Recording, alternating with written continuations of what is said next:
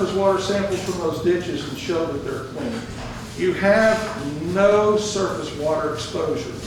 And if you go back to this one, the only way I could have a surface water exposure would be if this groundwater were to say come in contact with where the rail line comes through or where the ditch is. And I have no contact between those two zones. So the groundwater unit does not, that's all the contamination that's left out there is in this groundwater unit. And as long as I have no contact for the groundwater to the surface water, there is no surface water exposure.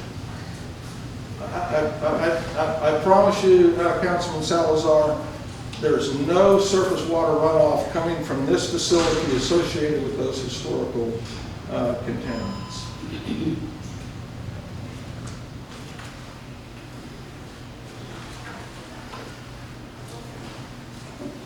This is the first time dealing with this particular project.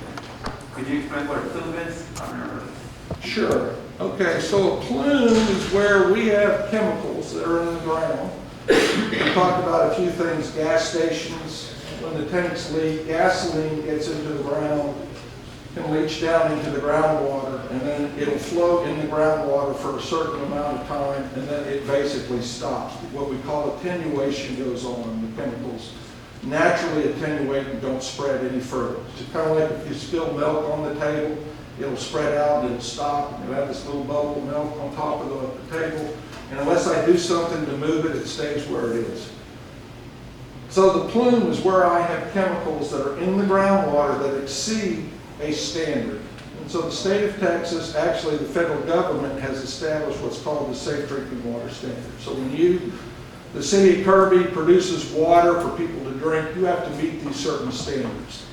Where we exceed those standards, we have a purple line drawn on the map.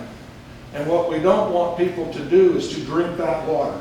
So we want to put a prohibition in place that says you can't drink this water because the concentration of the chemicals in this water exceed what's acceptable to drink.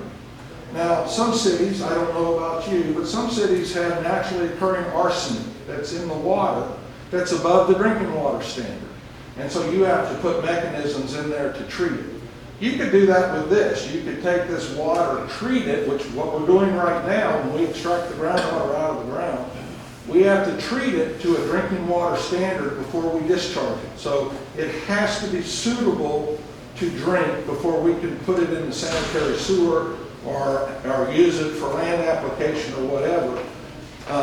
So if we take groundwater out, we clean it, we get it suitable for drinking water, just like you would do with your water if you have arsenic in it, you treat it. But in our case, we don't use the water for drinking.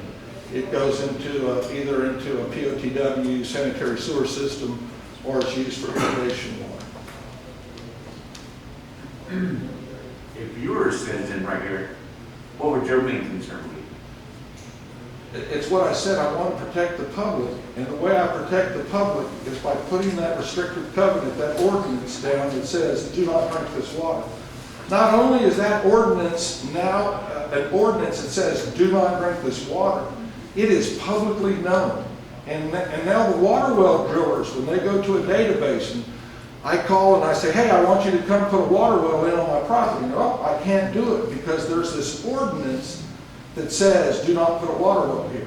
If I'm a gas station, which I believe the city of Kirby has gas stations within its city limits, and I've had a leaking underground storage tank, which 90% of the gas stations have, then there is no ordinance. There is nothing that stops someone from coming to that gas station and putting a water well in to drink the water. And so at least here, there's an ordinance in place that's going to restrict, prohibit the use of that water for potable uses. So I can't use it for anything in a potable nature. I can't use it for watering the grass, watering the vegetables, drinking, showering, or anything. It's going to be still contaminated. It is still contaminated. But it's controlled. It's just like that gasoline that's in your car that you drive around with. It's controlled. It's in a gas tank, and you're not exposed to it because it's in that gas tank. That's what we have here. We have a situation where the contamination is controlled, and we have to demonstrate that control. And it doesn't just happen overnight. And for information, they've spent almost $3.5 million out here for me to even get to the point where I can even come talk to you. We've only, a lot of work has been done out here to get this site cleaned up to a point where even we can ask for this ordinance. So again, the average gas station spends $60,000 to $70,000 and then it stopped and the contamination's left there. We've spent over $3.5 million out here just to get to where we are, and we've got about another half to $1 million to spend out here before this site's done. And is that plume ever get cleaned? I'm sorry? Does that plume ever come clean again? Not in our lifetime. I'm just going to be honest with you. That's why we put these here.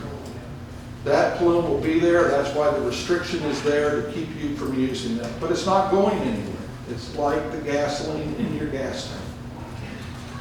As long as we don't put a soda straw down into the gas tank and drink the gas out of the gas tank, we're not exposed to the gas in the gas tank.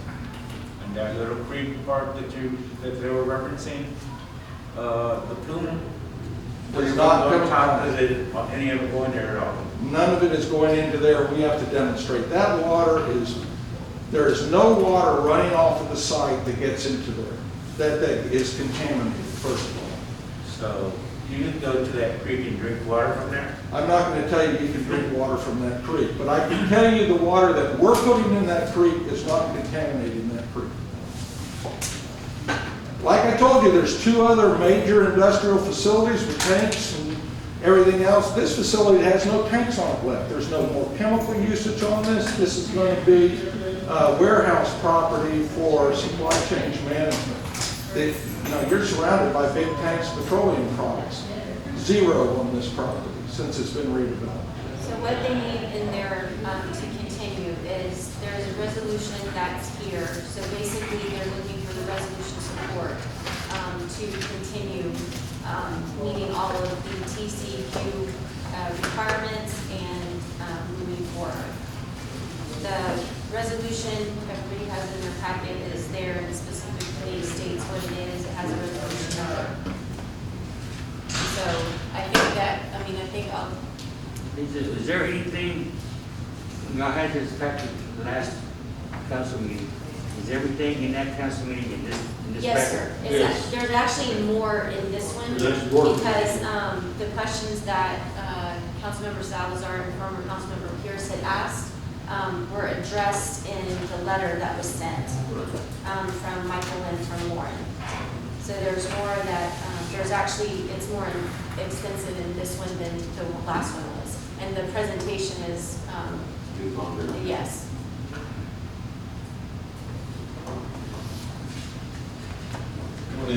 So what does this put it into a liability situation, or if we want to do this or what? It does not, because ultimately San Antonio is the one who's going to make the decision to approve the ordinance. You would simply be approving the resolution saying they came to us, and you don't have opposition to it. They've already secured that from SAWS, Alamo Heights, and Bear County, I believe. Bear County. So we're the last entity, but either way, it's going to move along and go to San Antonio. It'll just be noted that, Kirby, either did not approve the resolution or so forth. Of course, it will help their case to have it. But, in the end, it is up to San Antonio because it's in their city. It's kind of weird, but yeah. The difference is they're being self-evident saying, this is here, this is what's around, that's basically what it is. They're self-proclaiming, hey, this was an issue, now this is what we're doing to mitigate that issue, and this is what we've done. And it's been going for 12 years. And really having that municipal setting designation ordinance was something San Antonio put into place for these reasons, because prior to that, developers could come in and develop these properties without any disclosure at all. So this, is a disclosure process basically that they put in place. You really hit it on the head. This is the advantage of this, and I know other people are going to come before you in the future as this evolves in the city of San Antonio. I assure you this is a good thing. It's what you said now. I've got this ordinance that says I'm gonna put a barricade around this. It is illegal for you to go and put a well in here. Yes, the contamination is going to still be out there, but we have big tanks out there that are full of petroleum products, gasolines, oils, diesel fuels, solvents, and everything else. We're okay with that. We allow them in our city. But why do we allow them in our city? Because they're contained, and they're supposed to be contained within those things. That's what the idea of this ordinance is. This ordinance is to say that I'm going to put a containment here. I'm not going to allow anybody to put a well in here to drink this water. And so this is good because we're coming to you and telling you this. So it makes it known to the public. The other alternatives would require me not to come in here and talk to you. But I think this is, I personally believe this is probably one of the better things that the state has done because it makes the public aware of what's going on. So without this, if San Antonio doesn't do it, then anybody can go and drill. So what this is doing is stopping them from putting anything in this situation and drilling anything where it's prohibited. Yes. Okay. You should have let off with that.